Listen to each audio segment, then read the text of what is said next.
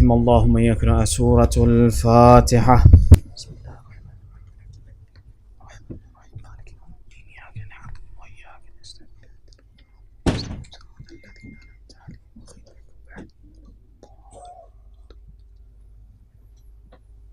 أعوذ بالله من الشيطان الرجيم. بسم الله الرحمن الرحيم. ربي اشرح لي صدري ويسر لي أمري واحلل عقدة من لساني يفقه قولي. الحمد لله رب العالمين، ثم الصلاة والسلام على سيدنا ونبينا وحبيب إله العالمين أبي القاسم محمد، اللهم صل على محمد وعلى آله الطيبين الطاهرين المعصومين. أما بعد، فقد قال الله تعالى في كتابه المجيد: بسم الله الرحمن الرحيم. إن الله لا يغير ما بقوم حتى يغيروا ما بأنفسهم. صدق الله العلي العظيم.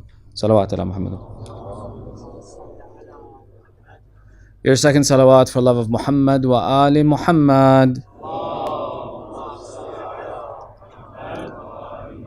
And your loudest of salawat as condolences to the master of our time, Sahibul Asri wal Zaman. Allahumma salli ala Muhammad. أعظم الله أجورنا وأجوركم بمسابنا أهل بيت عليهم السلام. May Allah increase our reward in the commemorations of the martyrdom and the difficulties of Ali Muhammad. My initial point and opinion of tonight's discussion was going in a different direction. However, considering the topic that we have of application of faith in today's world, there's a very interesting and very useful discussion to have on the topic of willpower. Some of the points that we share in these conversations, and that's what they are, they're discussions around the process of application, are to raise the consciousness and awareness of individuals to be conscientious of who we are and what our goals are and how to further achieve what it is that we want to achieve. To that end, one of the fundamentals that we utilize to get anything in life accomplished is our willpower. So our goal is to try and understand, one, what is this willpower? Two, how does it interact our will with the will of Allah? And three, how do we develop and improve the system of willpower within ourselves?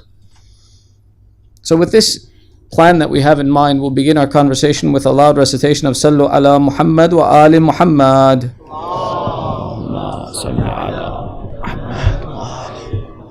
When we talk about the idea of willpower, we're talking about a concept that exists within a human being that brings him from idea to fruition, right? Willpower is that process by which when I come up with an idea or I have a thought in my mind, something that I want or I want to accomplish, that I take that idea from the initial phase that, okay, this is the thought that I have in my head. Then what I do is I consider the benefits to that idea, that what are the benefits associated with this idea. Then what I do is I balance those benefits of that idea with all of the drawbacks or difficulties or problems that I have with that idea until eventually I have sufficient motivation in the direction of action that I go and I perform this action. Sometimes this is a very casual and simple process that we take a look at. That, for example, I have an itch on my foot and I'm lying in bed. My foot's itchy. Do I want to move? I don't really want to move, but how much of the itch is bothering me? It's bothering me a lot. If it's bothering me enough to overcome the difficulty of having to move or to shift, I'll go through the physical process then of completing that action. Sometimes it's as easy as this process. Sometimes it's more difficult. For example, taking out the trash when your mom tells you to. Or, what do you call it? Rubbish. Taking out the rubbish when your mom tells you to. Going through that process of now, okay, fine. I'm sitting here, I'm doing my work, I'm studying, I'm reading, I'm eating, whatever task I'm in the middle of, that now I have to go through and develop this process that I have to break my action. And I think of the benefits. My mom will be happy, my mom will be pleased, I'll have taken care of a responsibility. I look at the drawbacks of the situation that I'll have to leave whatever I'm in the middle of. Can I leave the task I'm in the middle of to go perform another task? I go through this entire process and then I come to the conclusion that either this action is worth performing or it's not. The willpower that a man possesses is how much can he motivate himself to overcome the detractors that sit in his way, overcome those problems and those difficulties that are in his way to complete that task that he has at hand. Now, when we talk about the idea of what are those detractors, what are those difficulties, what are those problems, they range in a number of different categories. Sometimes they are internal. There are things within myself. Sometimes, for example, it's self-consciousness, that I'm more self-aware of myself. What will people think? Sometimes they're from the environment. For example, in the winter, to get out of bed for Salat al-Fajr, the cold is what the external factor is, the detractor that slows me down from getting out of my bed to go and perform that Salah. Sometimes they're social, that we do actually have problems with the idea of that, for example, the community or the environment or my office or my job or this task or that task, where the environment itself inhibits me from performing the task that I want to. And it becomes something that detracts me from being able to complete the goal that I've set out for myself. When we look at all three of these, and we look at an example for practicality's sake, we look at the example of coming to the majlis of Abu Abdullah. That's, for example, on a Monday night, I had office, I had work today. I had responsibilities I needed to accomplish. I was busy at work. And it being a Monday, Mondays are difficult. I had a tough day at school. I had a tough day at work. I came home. It's my time to rest. It's my time to recuperate. It's my time to relax.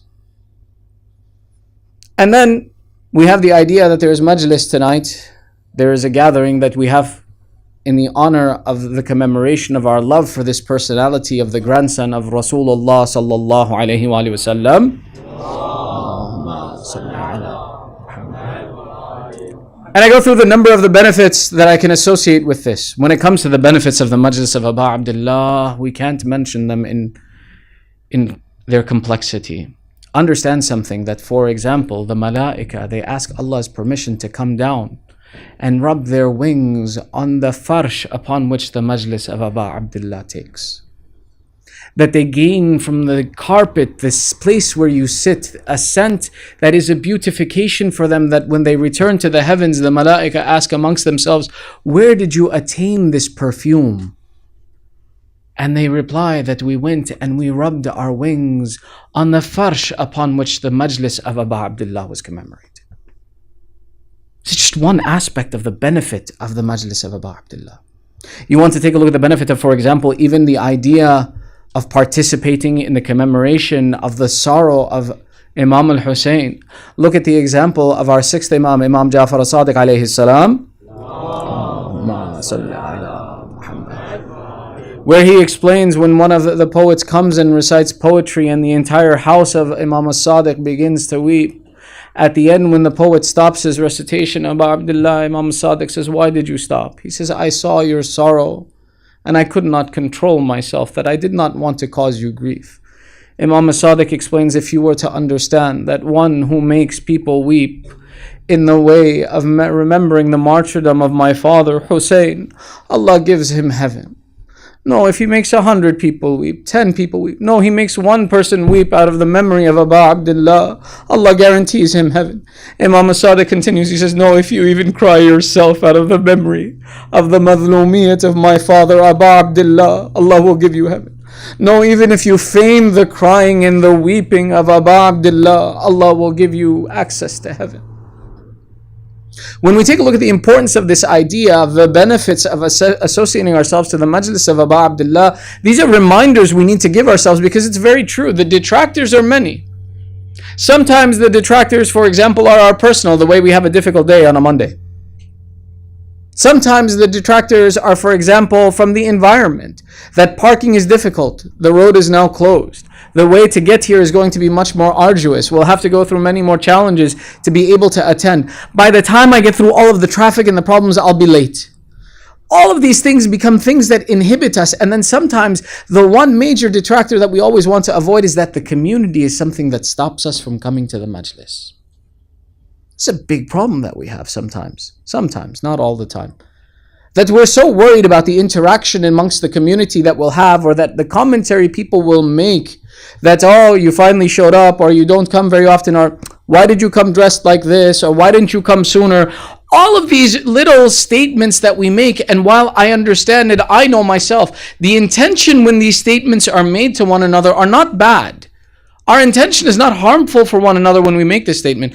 No, rather it's out of the love or the concern that when we see each other, we think the best of each other and we say something to acknowledge the fact that I missed your presence. But when that statement is negative, sometimes it inhibits the person from coming to the majlis. When we look at all of the benefits associated with this majlis, we never want to be a part of the cause that limits or restricts or causes someone a condition that they don't want to be a part of the majlis of Abu Abdullah. We want to be the ones who promote and invite. We want to be the ones who create a positive environment that allow people to associate with the benefits of this Safinatun Najat. That this ark of salvation that is the majlis of Imam al-Husayn is something that we should never step away from. And never create an environment that would keep someone away from this benefit. There are so many explanations and books and volumes and discussions about the association and the benefit of keeping attached to this majlis and the experiences that people go through, that they are beyond numerous that we could spend all night here discussing. But if you'd like, if you recite one salawat, I'll share one instance with you.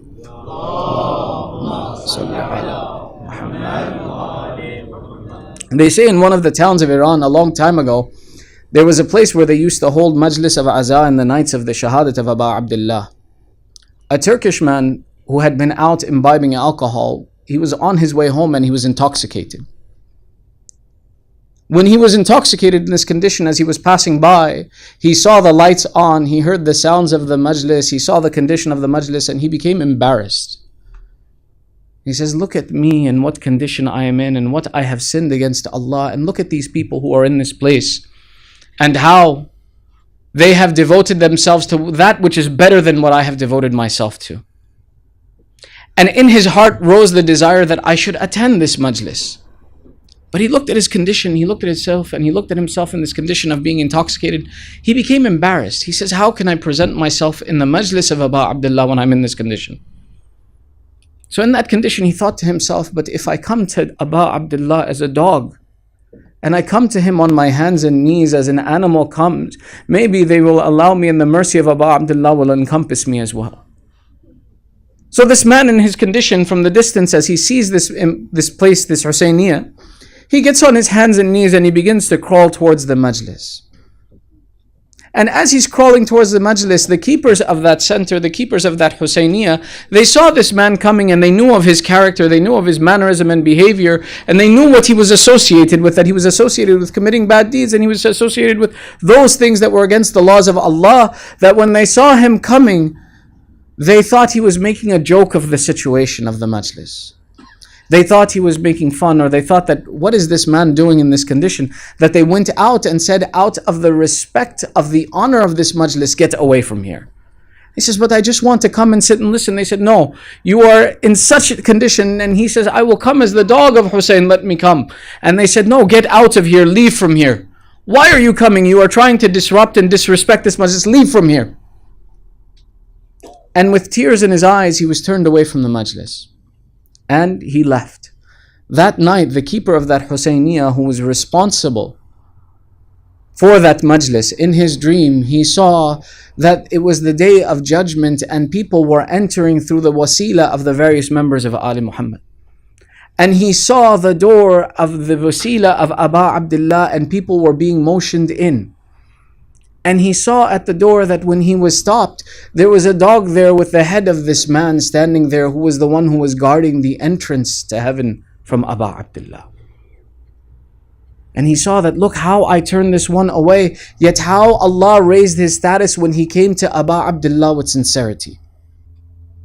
And the next morning he realized his mistake and he went to this individual and he sought the forgiveness of this individual and said that I made a mistake, that when you came with sincerity, when you came with the interest of being included in the mercy that is the mention of Abu Abdullah, I should not have stopped you.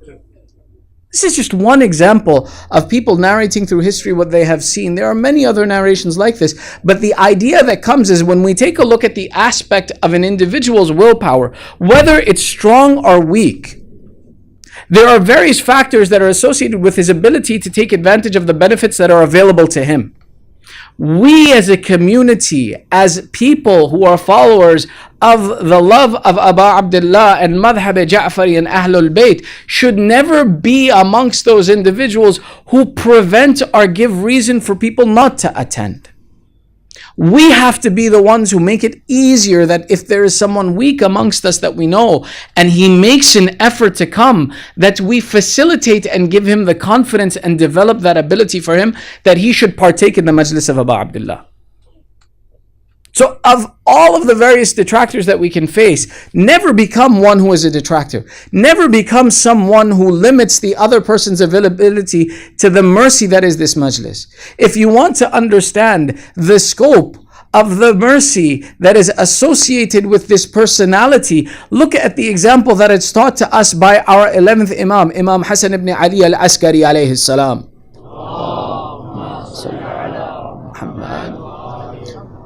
Where when he falls ill, he says to his companions that, will one of you, our 11th Imam was in Samarra, he was in Samarra in the north of Iraq. And in that time of his imprisonment in Samarra, there came a point in time when he fell ill.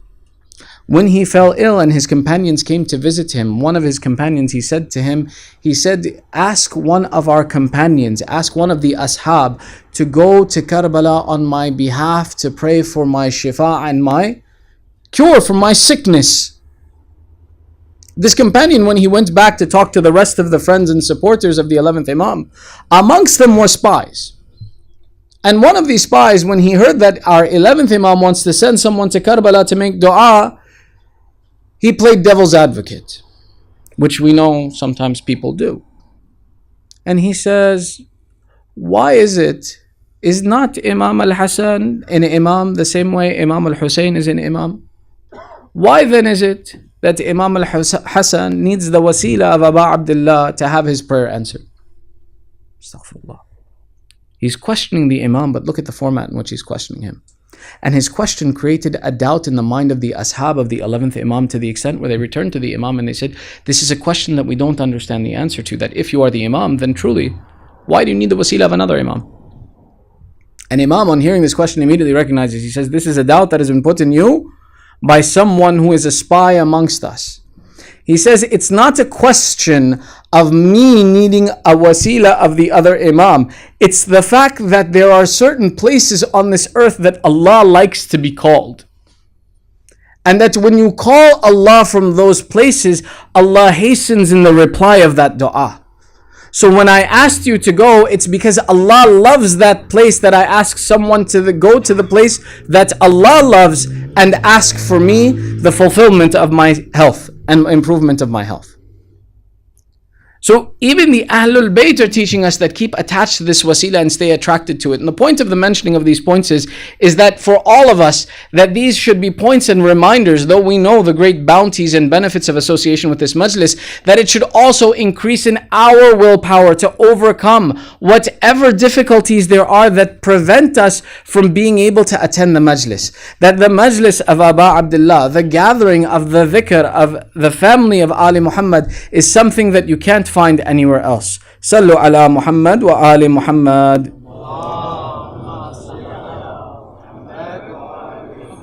So now, as we mentioned, the first point is, what is this willpower? Two, how does this willpower, my irada, my intention, my desire, compare with that which is the irada of Allah? The irada of Allah is what we talk about, for example, when Allah is the one who is giving us the explanation, and He's saying that He says, ذَلِكُمُ اللَّهُ رَبَّكُمْ خَالِقٌ كُلِّ شَيْءٍ. That Allah is the one who created everything. When we read in Ayat al-Kursi, مَنْ ذَا الَّذِي يَشْفَعُ عِنْدَهُ إِلَّا بِإِذْنِهِ يَعْلَمُ مَا بَيْنَ أَيْدِيهِمْ وَمَا خَلْفَهُمْ وَلَا يُحِيطُونَ بِشَيْءٍ مِّنْ عِلْمِهِ إِلَّا بِمَا شَاءَ. That Allah knows what is before them and after them, and they cannot attain anything of His knowledge except by His permission. If Allah is the one with the completion of intention and power, then what is my intention in comparison to His? So from the one side, we talk about the superiority and the power of Allah's intention and how Allah is master of everything in creation. Then what is my intention? But we take a look at it at another point in time. Allah creates the counterpoint to this, where Allah is talking about, إِنَّ اللَّهَ لَا يُغَيِّرُ مَا بِقَوْمٍ حَتَّى يُغَيِّرُ مَا بِأَنفُسِهِمْ. That Allah does not change the condition of a people until they change their own condition, until they change their own situation. So which is it? Is it that the power of Allah is in authority over me and Allah is the one who dictates what I do? So and for me, when I say I want to go to the majlis of Abu Abdullah, I have to wait, oh Allah, take me to the majlis of Abu Abdullah. Or is it too that I say I want to go and whether Allah lets me go or not is beside the point. I made the intention, so now I have to go. So the question comes, what's the difference between the will of these two entities, the will of the human being and the desire to do what he wishes to do, and the desire of Allah, which sometimes is described when we talk about this, is described as what? The comparison between free will and predestination. Predestination is that process by which we say that Allah has already decreed all of the affairs of man. And since He has decreed the affairs of man, there is no point, I have no say in what I do. Whatever I do, it's because Allah made me do it.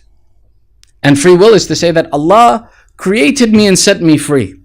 And it's entirely my discretion now what I choose to do and what I accomplish and what I say. Allah has no hindrance in my affairs.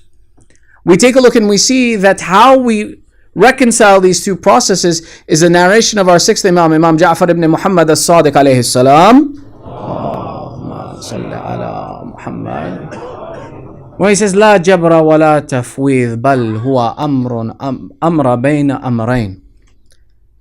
That the mu'min is the one who recognizes that there is no jabr, meaning that it's not all predestination, wala tafweed, and it's not all free will, but rather it is an affair between these two extremes.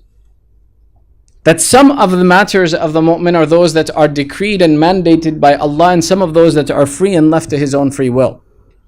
There's two explanations of how we will take this. The first explanation that we take a look at is when we take a look at the combination between intention and ability. When we take a look at, for example, the idea that I, sitting here in London, decide I want to go to New York. I'm from New York, so that's a good place to go, right? I decide I want to go to New York. The idea that I have the desire and the intention to go to New York is not sufficient to get me there. I need a vehicle. I need an ability to get me from where I intend to be to where I want to be, or where I am to where I intend to be. Without the absence of that vehicle, no matter how much intention I have, I can't fulfill my goal. So I need, for example, a mode of transportation. Let's say a plane. Now that plane is an ability. It has the power to go. But until I give it the direction and instruction, that plane doesn't go anywhere. Until I interact with this item and my will is enacted on this power, I can't go anywhere. The same way, for example, when we look at a disabled person, may Allah protect all of the mu'mineen from disabilities. But we look at a person who is disabled. And we look at that person who's disabled, let's say, for example, their hand doesn't work or they don't have a hand. What do we say? We say the intention that he has is present to mobilize that item, but something has restricted his ability to communicate with that item. Now, in some cases, for example, they can put in electrical impulse machines that transfer the impulse that originates from the brain to the limb where there's a break in the middle of the system to make that operate. Other times what they do now, they put in artificial limbs. And that artificial limb, they create a system through which it interacts with and listens to the nervous synapses that are processing from the brain to make that object operate. More basic format, a person, na'uzubillah, is disabled. He sits in a wheelchair. He has the control in his hand. He makes his ability to move his body not through the use of this vehicle, but rather the apparatus that is provided to him. This shows you that any action that is associated is a composition of these two items. One is that individual's desire to perform an action. Two is the associated ability to be able to move and utilize that will. For example, I may have the desire to breathe. I may have the desire that I know I need to breathe, but for some reason my brain isn't communicating with my lungs. Will my lungs move and will I breathe? No. The irada is present, the intention is present, but the ability to perform that action is absent. In the same way, when we take a look at the relationship between the will of Allah and the will of man, the will of man is to perform an action. The will of Allah is giving him that ability to complete that action. That if man has the ability to complete that action, that means that it is in coincidence, it is in coinciding with the will of Allah. Otherwise, he can desire whatever he wants in this life. I can desire that I should have the ability to fly. But if Allah hasn't given me the infrastructure or the sources to be able to move that, that means that my intention is not in agreement with the willpower or the will of Allah to complete that action. This is one interpretation of understanding how it is that this will works with the will of Allah. That yes, Allah is khaliqun li kulli shay. Allah is the one who created everything. He is the one who has access to all of the information and knowledge, and no one can attain anything from His treasures except that which Allah wills. But that will of Allah is associated with the intention of man, that if man is not making an intention for it, then he has no ability to interact with it or take the benefit from it. I haven't lost anyone, have I? Sallu ala Muhammad wa ali Muhammad. Now, this is one aspect of the affair that we talk about when we talk about the idea of the relationship between what is the will of Allah and what is the will of man. The other aspect of understanding what is the will of Allah in comparison with the will of man, we take a look and we see, for example, the statement that was taught to us by Amir al-Mu'mineen Ali ibn Abi Talib alayhi salam.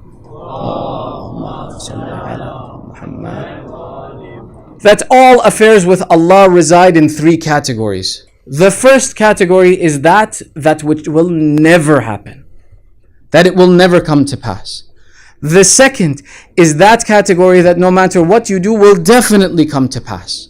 There is nothing in that category that you can say, I don't want it to happen and Allah will not make it happen. It will definitely happen. It has to happen. And then he explains that third category is that in which Allah retains the affair in His hands to decide if He should bring it to pass or not. And he explains, had it not been for this third category, I would be able to disclose to you all of the affairs that will take place from this moment until the Day of Judgment. Meaning that there are some affairs that Allah has left in the hands of the mu'mineen, that He has given discretion, that should you ask me for it, I will give it to you. That if you were to come to me, I would be able to offer it to you. Meaning that yes, there are some affairs that when we say, oh, I want to go do this, or you should come to my house, and the reply is, inshallah. Yes, we know this inshallah, right? This is that inshallah that, and there's no word to describe it. It just is that, it's like, it's probably not going to happen. Meaning that this is something that the individual has said, if Allah makes me do it, I'll do it. If Allah creates the way, I'll do it. It's not that inshallah that the person is making true intention with. The inshallah we want to talk about is the one where a person makes true intention to ask Allah. Let's look at a practical example. A practical example would be, for example, wanting dessert after dinner. Wanting ice cream after dinner, let's say, for example. That dinner, I know as a child, I know my parents will give me dinner. I will have food. They will make sure I'm fed. As long as I didn't do anything bad, right? They'll feed me. But when it comes to the idea, for example, of dessert, it's not something that my parents have ilham of my desire, or that they know the day I want it and the day I don't. Rather, it's something that if I should turn around and ask them and say, I would like to have dessert, they would say, sure, no problem. Maybe, right? Let's hope so. That they would say, yeah, you can have dessert. But if I didn't make the effort to ask for that dessert, if I didn't make the effort to invoke and look for that item, I wouldn't be entitled to it. The same way, there are these affairs that Allah has left in the hands of people, that He has left in your hands, that you ask Him and He will give you. If you're going to ask Him more than ice cream. Huh? Ice cream is good, but ask your parents for ice cream. Ask Allah for more. This is why Imam Sadiq, he teaches, he says, ask Allah for everything, even the laces with which to tie your shoes. Don't let there be anything that you don't ask for Allah, because the categories before Allah are things that are not declared to you. You don't know if this item that I desire or that I have the hope for is something that Allah has insisted that I will never have, or that I will definitely have, or that if I ask Him, He will give it to me. And the mercy of Allah is such that you can't imagine the mercy of Allah. If you recite a salawat, I'll share a story with you. Sallu ala Muhammad wa ali Muhammad.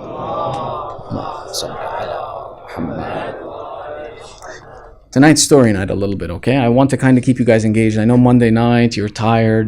I want to keep you focused on this idea of what it is to utilize your willpower. So we're doing this through the wasila of stories. We're using these connections.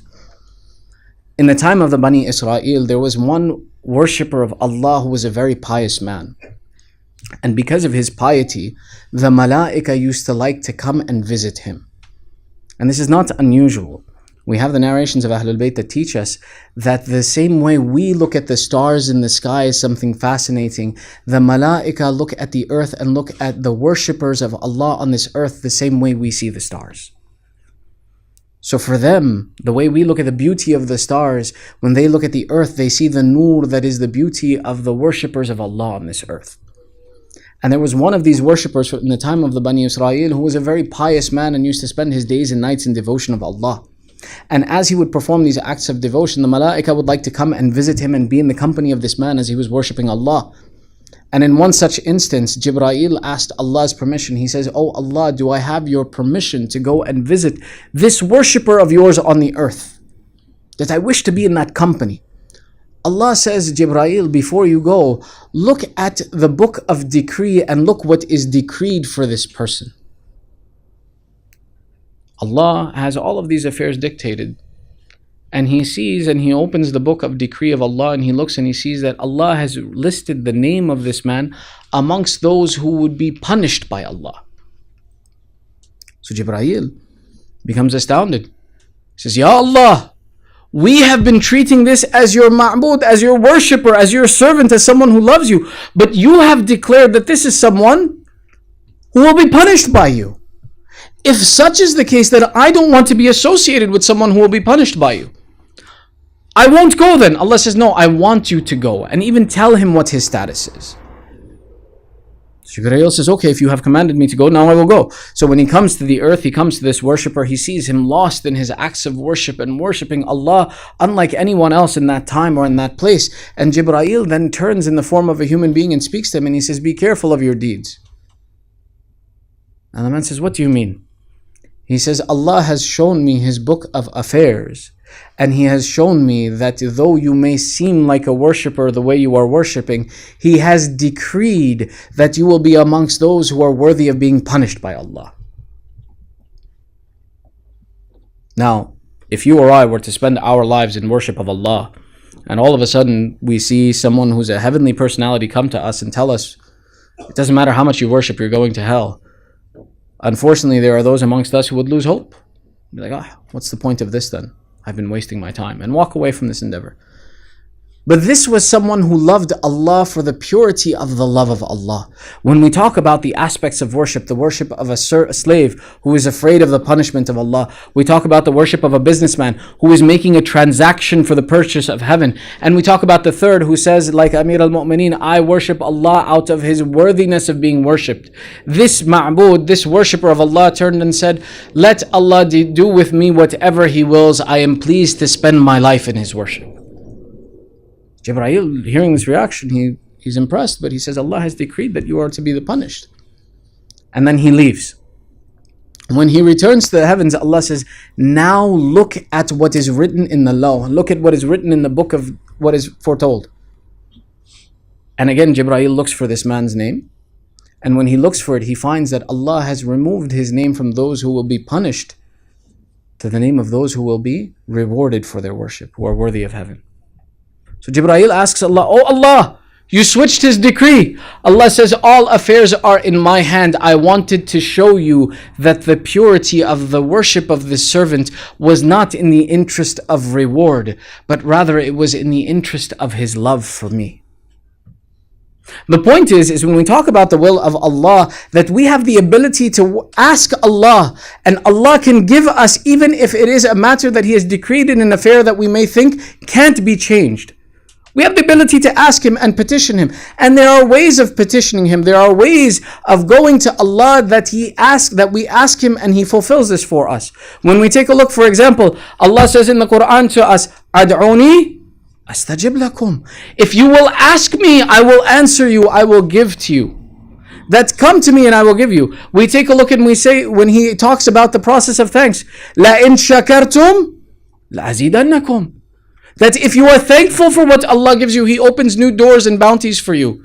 There are other aspects that we take a look at when we take a look at, for example, how it is that we use the art of supplication to ask Him. That when we ask Him with sincerity and purity, and by the wasila He has created for us, our hajat can be answered. Meaning that which has been decreed for us, we can ask Allah and Allah can change for us. We take a look at, for example, the process of going through and keeping relation with our family members. That keeping the process of silai raham is something through which Allah can change the decree of the time of even our death. That we can extend, and by breaking that relation with our family, we can shorten our lifespans. Our focal point is not this topic, but this is a very important topic as well too. That we ensure that we keep our connections alive with our family members and we focus on those relationships with them. We take a look and we see other tools that are available for us. The giving of sadaqah, where we have the famous narration from our holy Prophet Rasulullah sallallahu alaihi wasallam.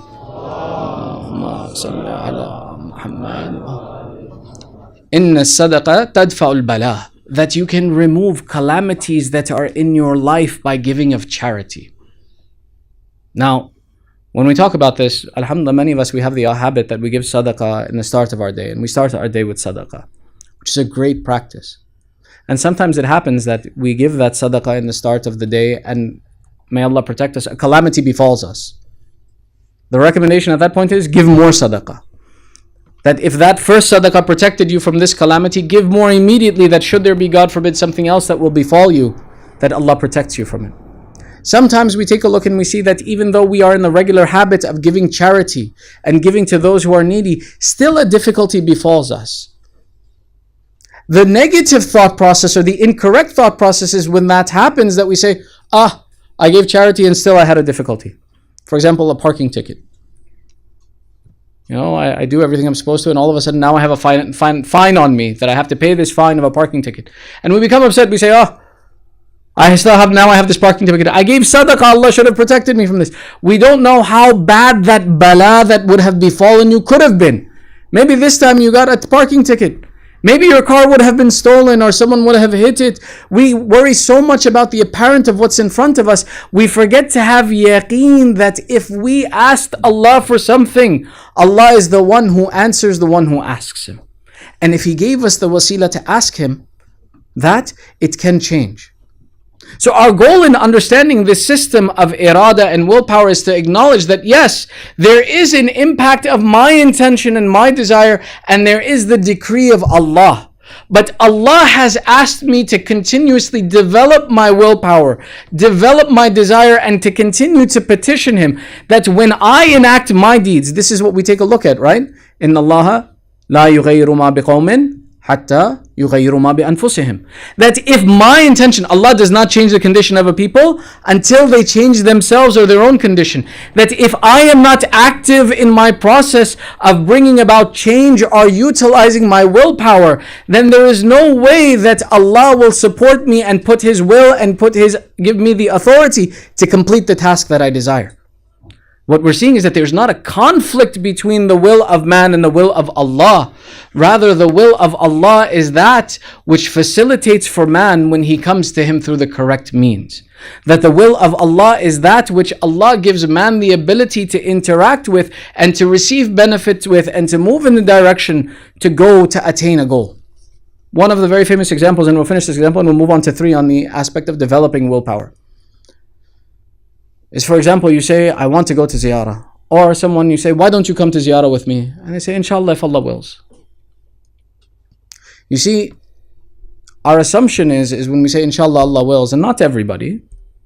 Sometimes people are genuinely in a difficulty, but here's sometimes the mentality that we're waiting for a sign from Allah to come down upon us. We're waiting for that holy light to come down over our head and the angels to sing, and someone says to me, you need to go to Karbala. Sometimes we have this mentality that all of a sudden, until this happens, I'm not going to go. It means it's not my time to go. But that's not the case, right? That's the mistake that we make. The discretion of performing the task is in the hands of you. The irada, or the insha'Allah, the will of Allah, is that desire in your heart. Don't think of that desire in your heart to go to Aba Abdullah as a simple matter, or it's something that's discretionary. Look at how many 7 billion, 8 billion, or how many billion people are on this earth. How many amongst them have the desire to go to Aba Abdullah? The will of Allah is that He puts in your heart that desire. That in my heart I have that desire that I want to go to Imam Hussein. That I want to be near him. That I want to be with the Ahlul Bayt. That I want to be with the children of Sayyida Zahra salamullahi alayha. Salawat. That is the insha'Allah, that desire comes in my heart. The rest of it is my discretion to now put effort and to go forward and push forward. And maybe there will be an obstacle that will prevent me. But as soon as that desire comes into my heart, I should recognize that Allah wants me now to push forward. There's not a heavenly light that's going to come down. What's better, a heavenly light that tells you, or that internal desire that Allah puts in your heart to have love and the hope to be with this personality? That love of Aba Abdullah is not a little matter. It's not a casual matter. Don't take it as something simple that, oh, it's natural, it should exist. No, that is the mercy of Allah, that He is connecting you with the wasila, that He is connecting you with the way to reach Allah. That is His instruction to you. That is where the will of Allah, that is the true inshallah that we want. That if Allah has put this desire, now I will work towards it. I will start the process. I will start moving in that direction. Not that I will continue to wait for a heavenly sign to come down or someone to walk up to me and say, Assalamu alaikum, here's your ticket and visa, go. What good deed is there that happens or occurs without striving and working towards it? How did you imagine that you would get to go to the one who is, when we take a look at the narrations that talk about the ziyarat of Imam al-Husayn, they say the ziyarah of Imam al-Husayn is like doing ziyarah of Allah on His throne. That every step you take towards Aba Abdullah is the wiping away of one sin, 1,000 sins, all of your sins. You think that's just going to happen by magic without you working for it?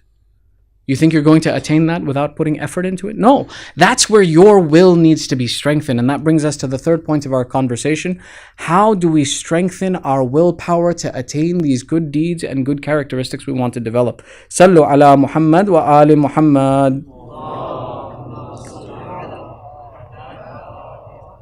So there are 3 parts that I want to mention, and there are many different ways that we can break out this conversation, but I'm going to mention it in 3 pieces. The first of these pieces that I want to mention, when we talk about the idea of attaining and overcoming and developing willpower, is the process of visualization. What happens many times is we get, and we've been mentioning this over the last few nights as well too, is that aspect of visualization of what is the outcome of this action. What will be the consequence of this action? To think ahead of the consequence or the result that I will attain through the action that I want to do. When we find barriers that are preventing us from completing an action, they're usually very temporary actions or temporary consequences. But if we look long term into the benefits of that action that we want to do, we see the good in it. We see the consequences being in our positive favor. Or those evil actions that we want to stay away from, the benefits of it are always short-lived and the consequences are very long-lived. The process of addiction, for example, that first aspect or approach to addiction is very easy, very pleasurable. The long term of trying to get away from it is very difficult. The same way with a good deed. The good deed, the short term, the tiredness, the fatigue, the traveling, the parking is a short term difficulty to what I hope is the long term benefit, or I have yaqeen is the long term benefit of the majlis of Imam Hussein. That aspect of visualizing, that when you find yourself stalling from not wanting to perform an action, slow down that thought process and think, okay, I have an idea of what I want to perform. These are the things that I think are the benefits of this action. These are the things that I think are the disadvantages of performing this action. If I perform it, what's the longer consequence? What's the next step that happens? What's the next phase that I come to? Which direction does this send me in? If I have before me two paths, one that comes to fruition from the performing of this action, and one that comes to fruition by the absence of this action, which path is it sending me down? That aspect of visualization of long term helps us to take a look at further direction that we establish for ourselves. If we look at each of these decisions as the process of stepping down a path, we start understanding what is the path that I'm taking. The second aspect that we want to talk about is that we talk about the aspect of overcoming that fear and overcoming those difficulties that fall into this place. And this is a very lengthy conversation about understanding what is fear, and unfortunately we're running a little bit short on time. But the idea is that there are fears that come to us, and there are two structures of fears. There's that one structure of fear that we know that is a very specific fear that is onset by one item, and then there is the general fear. The one that typically becomes the hindrance of our willpower is to have a general fear, to have a fear of the unknown. So we take a look at it, and there's three processes in which we take a look at this, of overcoming this fear as well too. But initially we take a look and we see a general fear or a phobia, or something that is a fear that I don't know that I can overcome, is something that is caused by the difference between my ability and what is demanded of me. A fear is the consequence between the disparity between these two states. What I think I need to be able to do and what I know I am capable of doing. For example, a student's fear of his examination. We know when we go into an examination we have to get a good result. But a student becomes afraid of that examination when he starts to imagine that the information that I have is not sufficient to answer all of the questions on the examination. That I don't have enough resources to complete it. The same way, when we take a look at the fear that prevents our willpower, is this belief in the disparity between these two items, that I'm not good enough, or I don't have enough ability, or what will happen if I go through with this, or I don't know what to expect. And that's broken down into sometimes what is the fear of the unknown, what is ahead of us, we don't know what's going to happen, to the aspect that, again, we know there's a disparity between what I have and what I need. And the third point is the certainty of harm, is that it's not that I don't know what's going to happen, I believe and I know that some harm is going to come to me, and therefore fear enters my heart. We have to come to the process of overcoming these different aspects of fear within ourselves to be able to acknowledge and recognize that, yeah, there may be fear that happens, but Allah is there to fulfill the gap where I fall short. Allah is there to fulfill when I make the right decision to ensure that it comes to the correct conclusion. As we mentioned, the famous hadith of Imam Sadiq alayhi salam, one who is given three items, he is given three in addition to them. The first one we said is the one who is given the ability to ask Allah, the one who is given the ability to make dua, is given the answer of that dua. The second item we mentioned is the one who has the ability to give thanks. He is given the ability to be increased in what he is given for that. That if you have the ability, if Allah gives you the intention to thank Him, He gives you the ability to have increase in it. The third one that is relevant for us overcoming our fears is that Allah says, one who keeps faith in me, one who has true faith in me, I will be sufficient for him. That he will find sufficiency in me. So when we look at these fears, when we look at these barriers that come to us in the ability of not growing our will or not being able to utilize our willpower, we have to recognize that at the end of the day, when we make a good intention, we have to keep certainty in the power of Allah. That when I have yaqeen in the presence of Allah, that He will give me sufficiency and He will be enough for me, that I don't need anything else. I don't need to worry about anything else. Allah will be there to fill the gap. And make good intention. You want to grow your willpower? Grow your willpower through these processes of visualizing, of overcoming your fears, of developing your character, and taking account of yourself. That final point, again, we return back to take account. That what is this? Where is this taking me? Am I satisfied with this? If you want to see the process of taking account, look to the field of Karbala. There is this one personality there who, when they saw him on the day of Ashura, they saw him taking account of himself. That was Hur. Hur is that same one who came to Aba Abdullah with the intention to do him harm.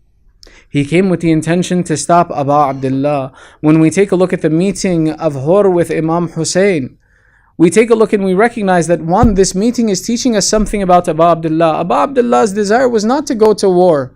Aba Abdullah's desire was to create and to support the religion of Islam and to create a message for the people that they should see that goodness is from Allah and we submit ourselves to the rules of Allah. Which is why when Aba Abdullah is traveling through the desert, some of his companions look forward and they say, Ya Aba Abdullah, we look and see something that looks like palm trees ahead of us and we have never seen palm trees in this location.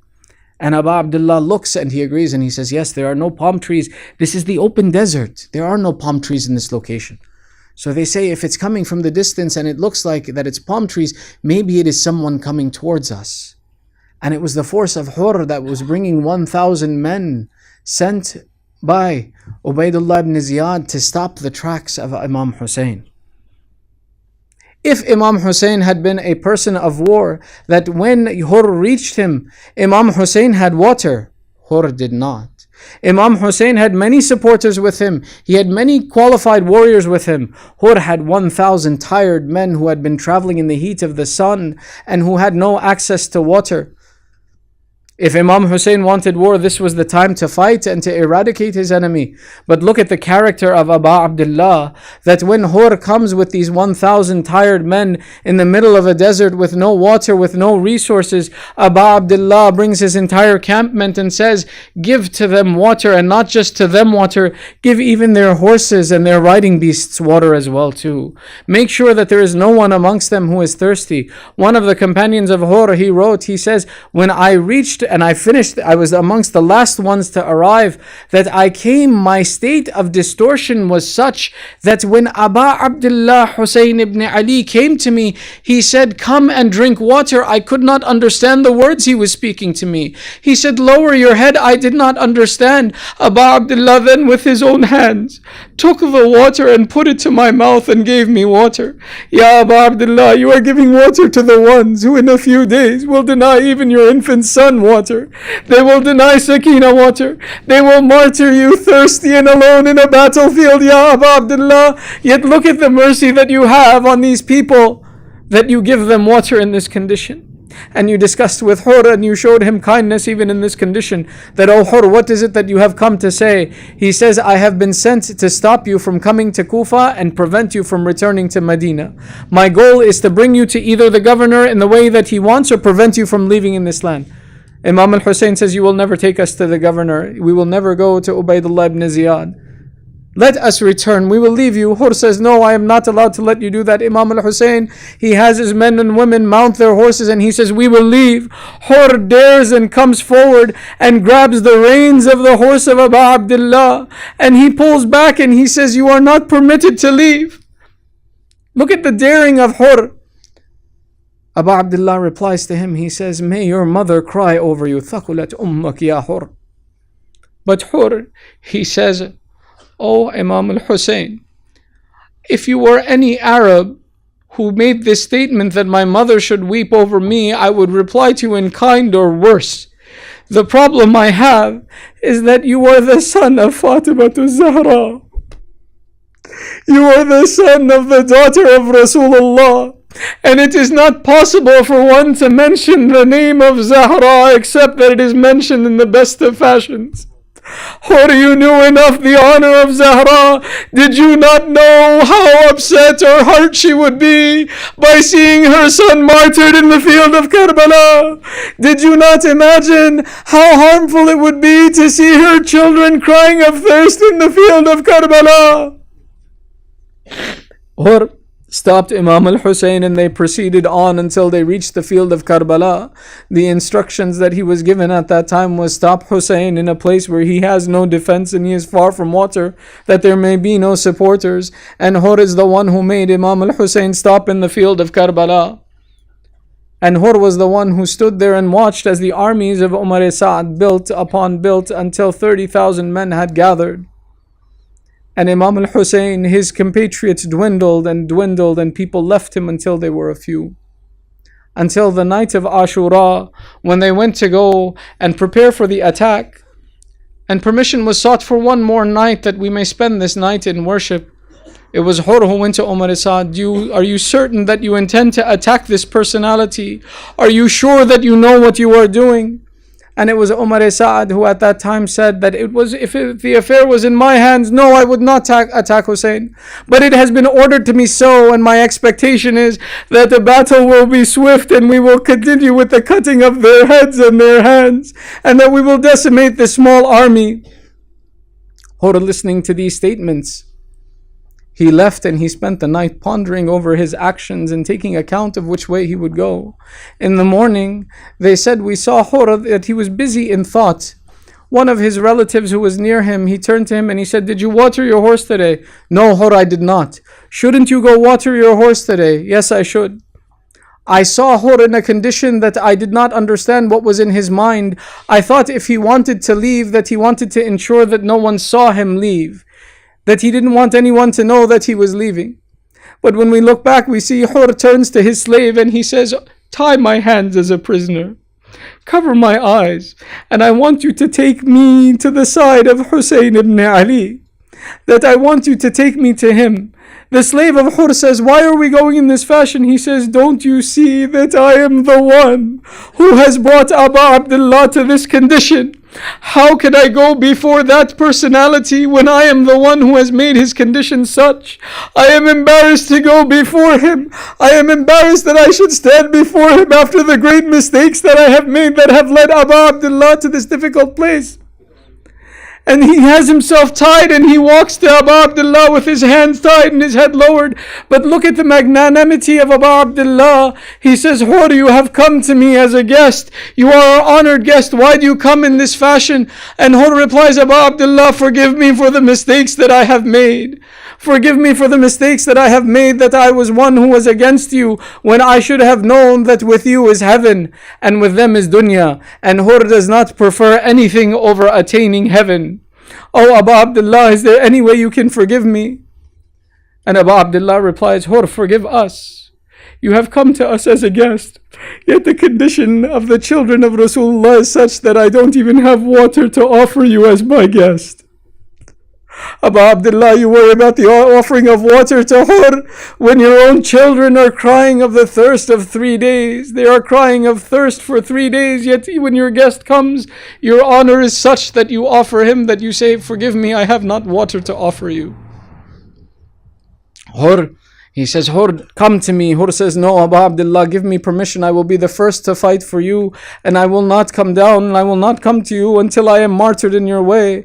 And Abu Abdullah gives him permission to go into the battlefield, and Hur becomes amongst the most valiant of fighters, where they said a moment ago, Hur, we saw you shaking in fear that you did not know what you would do, and now you attack us. We were your own soldiers.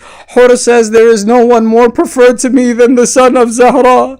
There is no one more preferred to me than Abu Abdullah. And Hur continues to fight until he attains martyrdom, and Abu Abdullah comes to him and gives him his final farewell. After the shahadat of Hur, his family and his companions who were on the side of Ubaidullah and Umar Sa'd said, though he may have fought against your army, O Umar Sa'd, we are not satisfied that you should desecrate the body of our relative Hur. We are not satisfied that you should run the horses over the body of Hur and desecrate him as an enemy. The supporters of Hur and the family of Hur came and they insisted that we must protect the body of our relative and that you have no permission to harm this body. And they took away the body of Hur. But did no one in that battlefield have a relative who was related to Abu Abdullah? Was there no one there who would prevent the horses of trampling the body of the son of Zahra? All of you came and took your relatives, you took away Hur, but was there no one to protect the son of Zahra?